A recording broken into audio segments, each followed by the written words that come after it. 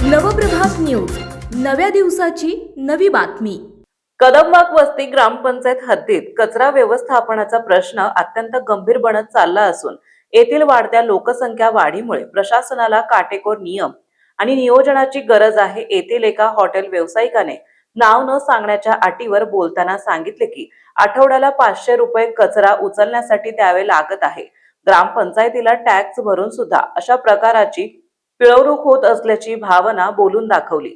तसेच सकाळी हा कचरा गोळा करून मेन पुणे सोलापूर हायवेला ठेवल्यामुळे हे दृश्य अत्यंत विदारक दिसते। तसेच ग्रामपंचायत कर्मचारी हायवेला लोखंडी गाडी घेऊन काम करत असतात, त्यामुळे वाहतुकीची कोंडी आणि अपघात घडण्याची परिस्थितीची शक्यता आहे।